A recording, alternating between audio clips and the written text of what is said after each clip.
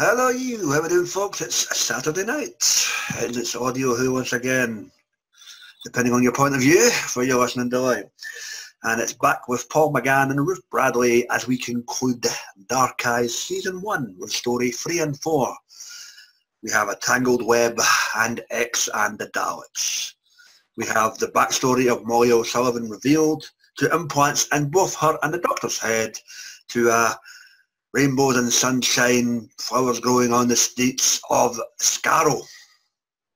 And then we have the true identity of Toby Jones's character revealed, and the whole thing comes in one big nice open circle. What do we think of these two tales? Well, you're about to find out. Before we get to that, let's get to this. Who's here this evening? Joining us, looking libatious as ever, it's Phil. How are we doing, Phil? Yeah, what? Big Boots London boy, yes. All the way from NYC, Mr. Will Medina, how goes it, Will? Hey, everybody. Good to see you, mate. What about you, Matt? It's Sue. How are we doing, Sue? Hey, pretty good. Yes. Thanks, Graham. Good to see you. Other from down under, he has a thunder. It's Sunday morning. AJ, how goes it, mate? Still alive and kicking. Well, one day. All the way from the inner sanctum of his own bedroom, it's Jake. How goes it, Jake? I'm doing dandy. Welcome back to my dominion. Yeah, it's been a while. Good to see you, mate. Another who Texas. He has a beard that must be feared, but he's nevertheless always revered. Texas Travel, very good, Timbo. Summer is coming.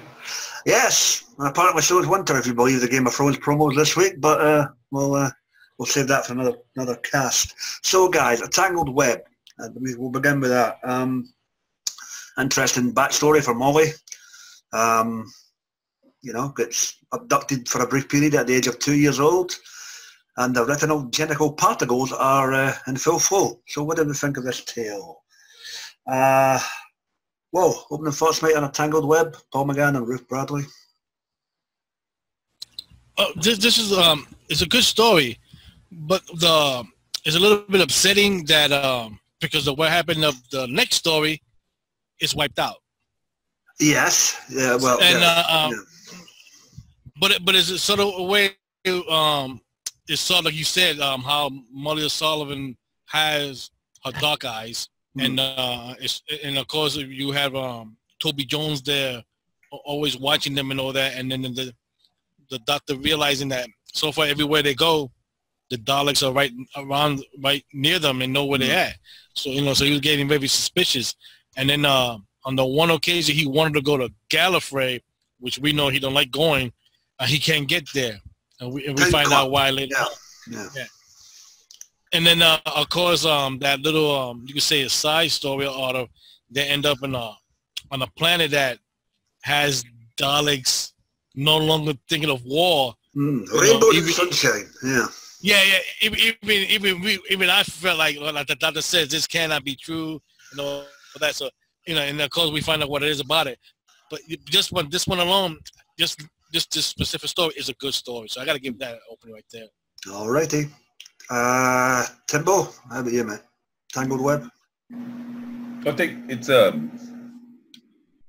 he's right. It doesn't add up to anything because it actually gets wiped out by the end of it, I think, because it's all in the Doctor's head, isn't it? He's got something snapped to his head. It's basically like the Daleks are hippies, and the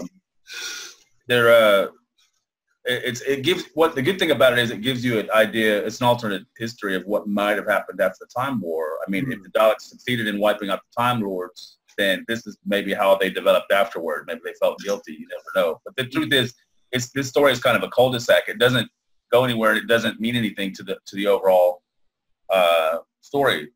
We're reviewing basically part 3 and part 4 of a 4-part story right now. So that's why. 16 part.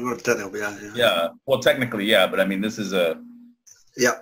This isn't a beginning and it's not an end. It's a middle. So I mean, it's a good hour. It's very entertaining. It gives you a lot of development for the character of what's her name? But Molly. Yeah. But it's inconsequential by the end of the story. Yeah, that's probably a fair assumption. AJ, Tangled Web.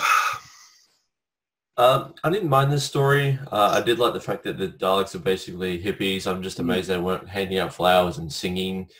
I just I like how the Doctor is totally incredulous to the fact that the Daleks might have changed, despite the fact of everything he's seen in the past.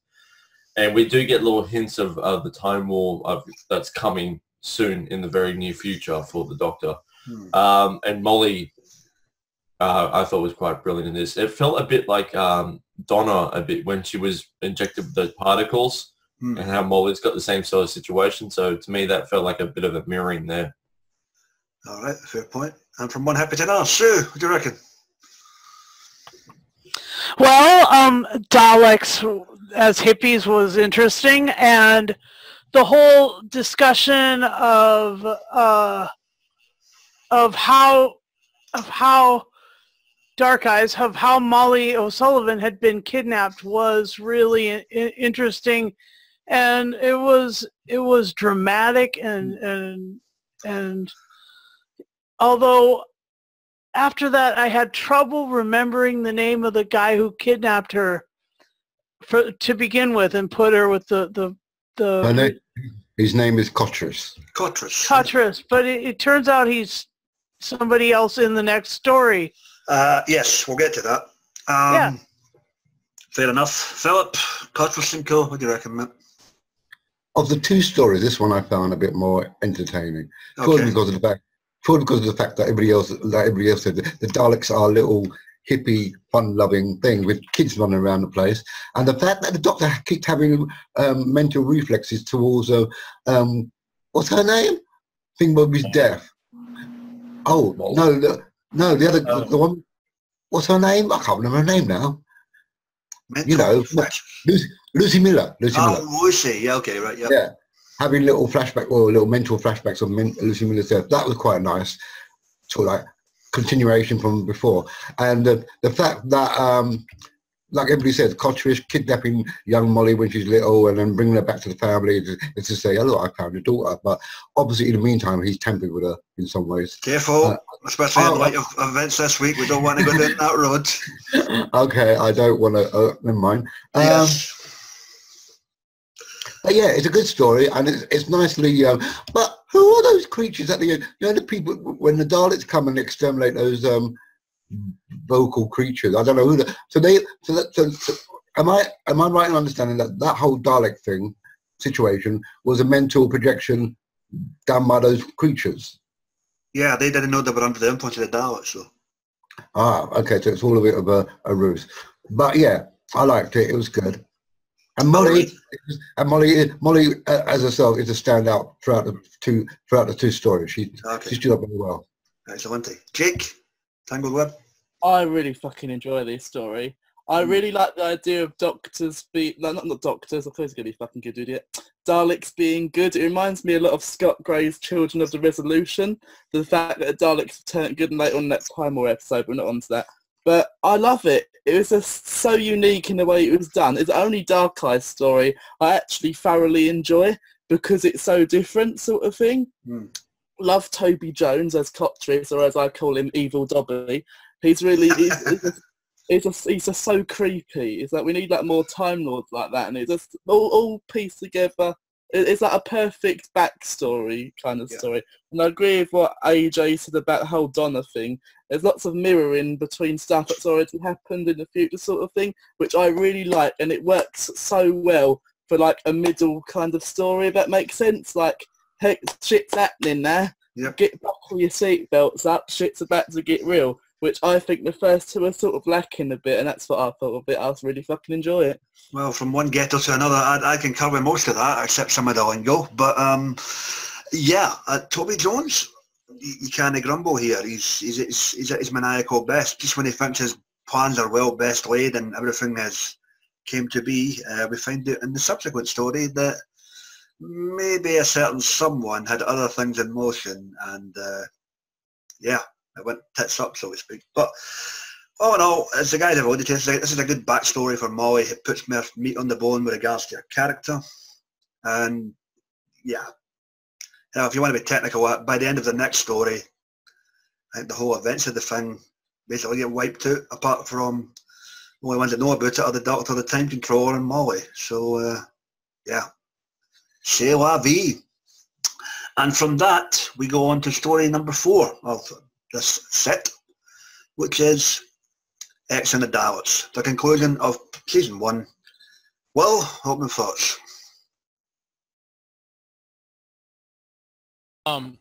This was the one that you said this was the ending of the box set. Mm-hmm. Also, so seeing how it was, the resolution was a good sort of ending to it, because if you listening to it when it first came out, you're not anticipating another box set to happen. Because if you notice at the end, because you know that at the end Molly went home and the doctor traveled. And honestly, when they finished the thing, I don't think they intended it initially to go as a four box set part, but on they went. So, yeah. So that's it was pretty good ending to it. Of course, the revelation of Toby Jones being Coaches is being Straxus. That was a little bit of a shocker, because in one of the earlier stories we seen Straxus talking with the Lord President of Gallifrey like that. So I'm shocked that either the Lord President or maybe his minions would have realized who Straxus and the other character was and dealt with them. While you mentioned the Lord President, special shout out to Third Doctor version 2.0 Tim Treelor, who plays the Lord President in this box set. Yes. So that's why it's pretty cool like that. But again, because of what I said earlier, this story wiped out what happened in the last story, and also in the and things that happened in the first 2 audios. So I got a question for that a little later on, but just for this story by itself being the 4th one, it's a good story. I like it very well. But I got a question to ask later on. Maybe you can stop. All right. Timbo, retcon?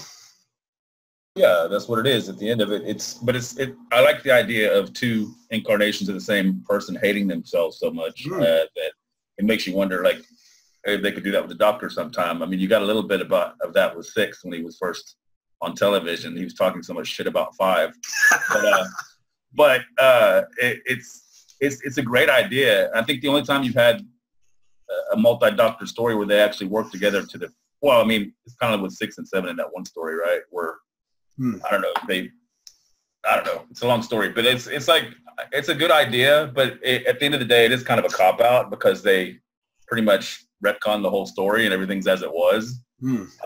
It's still entertaining as a box set. And this set won an award for best audio of the year from something at the time, didn't it? I believe so. Yeah. Yeah. So good on them. I mean, it's a very entertaining set, but at the end of it, you just feel kind of like, okay, well, that was all for naught. But yeah, it's Doctor Who. They do that a lot. So indeed, time can be rewritten. AJ. Yeah, I didn't mind this last part for the story. It sort of wraps the entire box set up quite nicely. Molly going back to her war, and the Doctor going back off to his travels. Yep. In a way, it's a sort of happy-ish ending for the both of them. I mean, for them to both go off together would have been, dragged out a little bit more, which eventually happens anyway. I just like the whole thing, how it was like, big friendly button bang, and it's all done. It's all back to the way it used to be. Yeah, 5 years ago they called it a Moffatism, but there you go. Yeah. Alrighty. Philip, regale us with your wisdom. This one I didn't really enjoy it. There's too much going on, really, basically. Okay. But is this the one where Cotter is seen to try and kill himself off the cliff, or is that the previous one? No, you got a brief flashback of that in the previous story, but it's explained that was what happened. But he had yeah, but I like that kind of bit of side of it, that he was trying to wipe out himself just to stop things from happening. But then you get those 2 sort of like standing off each other in this one. Okay. Where one wipes out the other. Well, not literally wiped out the other, but that was kind of weirdly done. I mean, the fact that Toby Jones's one is saying that he only wants to kill his previous self because he didn't like the way his previous self was. And it's like, I didn't like... It's the other way around. Straxus wanted to kill himself so he wouldn't become that. Oh, Yeah. Oh, you wouldn't, that's what I meant. Yeah, it wouldn't become that. And that's kind of weird. If you're a Time Lord, you want to wipe out your future self because you don't like how you become or will become. Is that okay? Fair enough. Yeah. But it was it. But this one is okay. But I just found it a bit too flat. Not as good as the last one. All right. So it didn't really grab me as much. Fair dues. Sue? I enjoyed the second part. It was interesting how the Daleks were being sort of controlled by Straxus, and yet how he had lost perspective on just how intensely what's it called, when like tunnel vision they are, like they don't see anything other than their final destination. And so he'd forgotten that about them, and so when it came time to resolve it, the retcon made more sense, because there wasn't any way that it was going to, unless they just went to war right there. Yes, it's more or less a retcon, as I say, only three individuals remember it, and that's carried on into the next set, which we'll discuss sometime down the road. Jake, X and the Daleks. It was a decent story, but I'll agree with Philip. There's too much going on. It was basically a mindfuckery story in a way. And ding. Yeah, sort of. And then we got introduced to that lovely little character that I thoroughly enjoyed. I think, was he in the story before? I can't remember what his name was, but a little one that got lost around the TARDIS. Who was in the TARDIS? Oh, he pissed me off, man, the way he kept moaning and mumbling and... But if I'm going to be dead honest, it's going to be really controversial. Was his name Nanine or something? Nanine or something. It should have been moaning more like, but yeah. I have a controversial opinion that I wish this was the last Dark Eyes story, and Dark Eyes is only just this set. I know they cut it off at this story, because it just gets, in my opinion, as I'll talk about when we review the other ones, it just gets dragged on a bit, like as AJ kind of touched upon. I just wish it had stayed these 4 nice little stories sort of thing, and the whole Master thing be its own sort of series, if that makes sense. But anyway, how dare you unblemish the good name of Dark Eyes 3? We'll get to that later on down the road. But I've been listening to that afterwards, actually, so there you go. Yeah. So yeah. Okay. You have an energy? Yep. Cool. And for me, decent resolution, but as the guys have alluded to, it's hello big button, let's push it, and on back we go. Molly goes back to the war, and Paul McGann's back on his travels. Until next week. Or 8 weeks down the road, whenever we get back to him. Right guys, quickly here, because I'm conscious of the time, I'm ready to start our recording. Any events or circumstances within both stories that stood out for you? Well, of course, Molly revealing to the doctor that she is the only living child that her parents had, that she outlived them all. Because I think 2 of her older brothers died during the war, and a lot of them died before they were 5 years old. So that was a shocking revelation. But you got to remember, back then, she was born in 1891, so that a lot of things that we have now they didn't have back then. So that's how she was able to outlive. So that was a good revelation there. Of course, the doctor still being sad about what happened to Lucy Miller, and that's an unusual thing, because we don't see that now in any of the TV episodes when somebody either leaves or does pass away. We don't see that, like that mourning, the doctor mourning the companion leaving or passing away now, which is a good thing to me. The ending of Coatrice, that was unusual, considering the reason why. Yeah. Well, you can say a one shot killed 2. Yeah. So that's how they dealt with that, which is unusual. So like I said, so my question is, this is the question. Yeah, when you unfreeze. Dum dum dum. The suspense is killing me. Right on the button, boy. And the question is... Oh, damn. Well, are you receiving us? Tune in next week when we get to finish this cast. Oh dear. Okay, well, hopefully we can get back to you while I answer this question.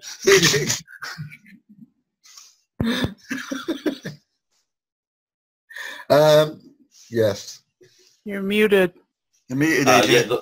Sorry. The one thing that really annoyed me was Codrus wanting to take out the Time Lords. If he takes out the Time Lords, he takes out himself and then negating the effects.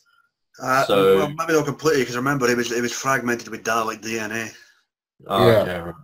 Okay.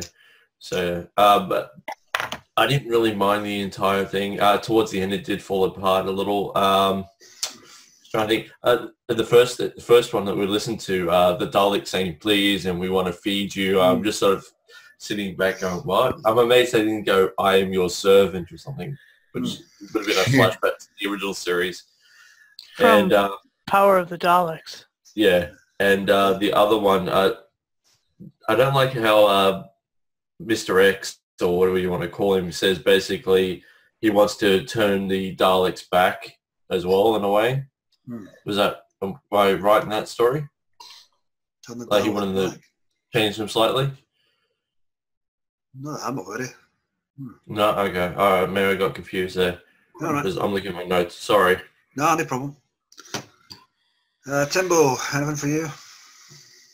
Nick Briggs. I mean, he wrote it, he directed it, he produced it, and he got to do hippie Daleks for once. That there must you have go. been fun for him. It's playtime, children, that kind of thing. So, yeah, good for him. Good on him. I concur with that. Jake? That little bit where Molly sort of falls into the pit. Fuck knows what story it was in, can't remember. But Fuck one. Fuck one. Anyway, it's in one of these two stories where she falls in that pit. Oh well, she's like plummet into her death or whatever. And the, and the doctor's reaction, and it's like, you can tell that, did he say something along the lines of, oh no, not again sort of thing? Because like he's sort of remembering Lucy kind of thing. That's why he's reacting. Yeah. I thought it was quite nice, even though I wasn't so keen on Lucy Miller.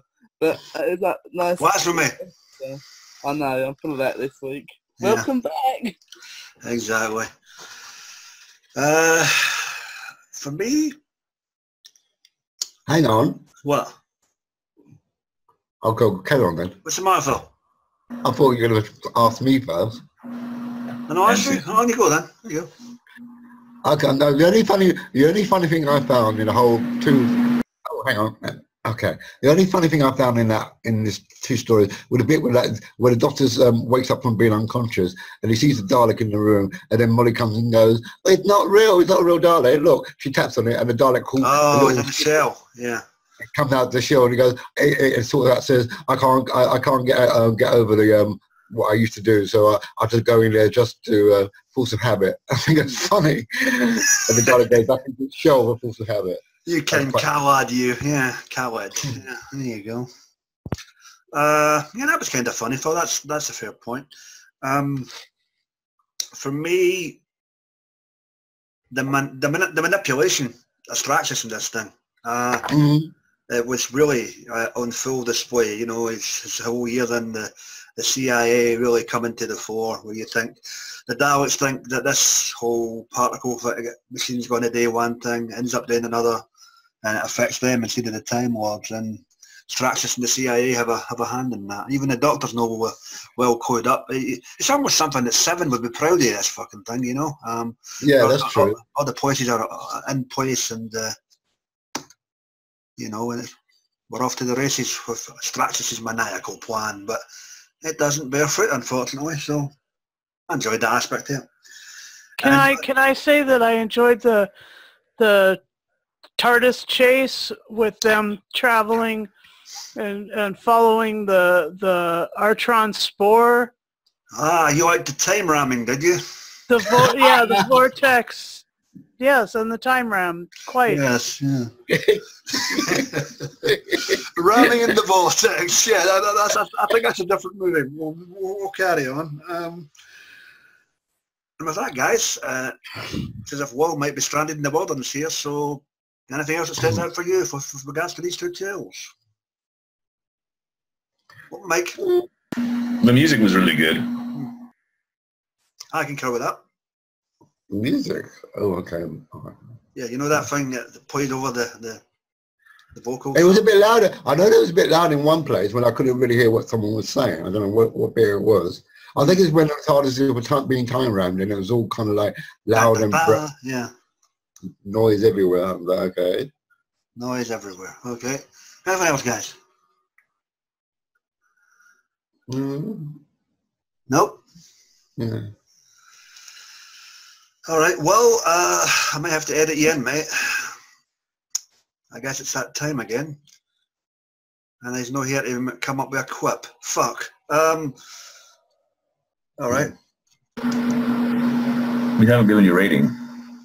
Yeah, I know. It's ratings time, folks. Mine as well.